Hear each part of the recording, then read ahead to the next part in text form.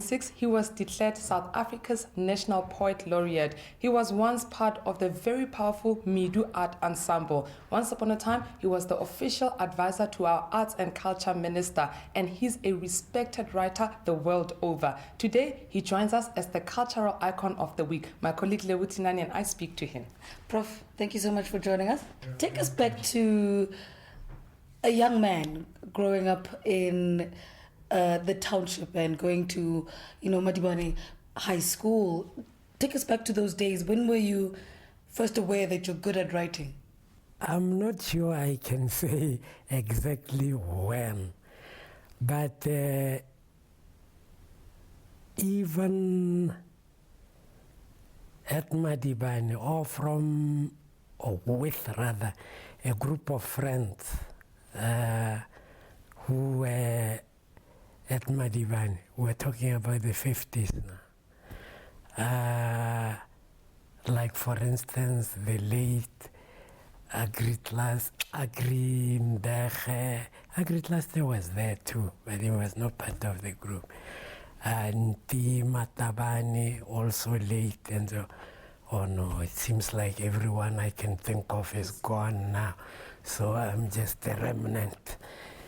Anyway, those of us who were interested in literature would at times or often get together to discuss one book or another, very informal. But other times I would entertain them with something I would have scribbled. But I never thought then I was working towards being a writer. I never consciously thought I was going to be a writer. It was only after high school, after I tried a few jobs, 3 to be exact, and then in quick succession, and then decided I was no material for working for anyone in South Africa, which meant working for some white racist or another. I very consciously decided and mentioned it to a few people that instead of working, I would rather be the brain behind some payroll robberies or something like that. Then a former teacher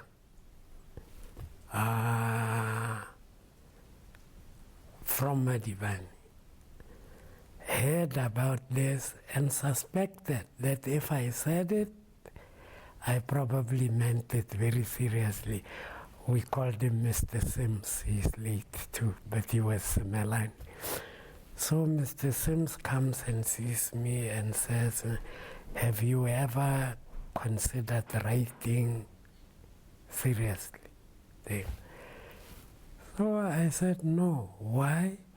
He said, from the assignments you do for me, I think maybe you should consider it, because I think if you focused on it, you could do it.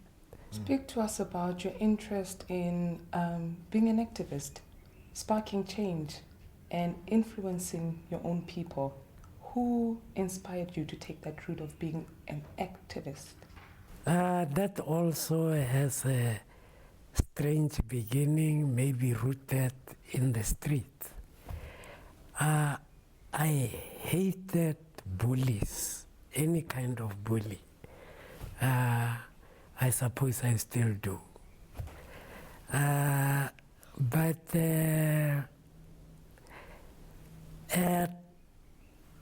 at some point, it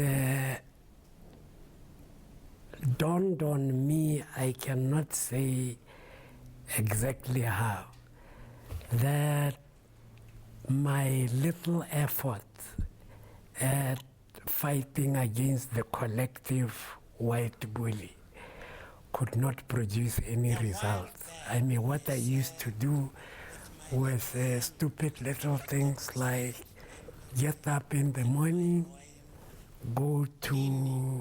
take a bus, go to a suburb like maybe Cape Town, Parktown.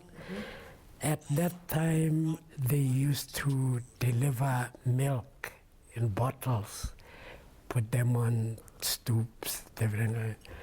So what I would do is get up, collect all the milk bottles, break them, or go and put them on one stoop and just, some frustrated little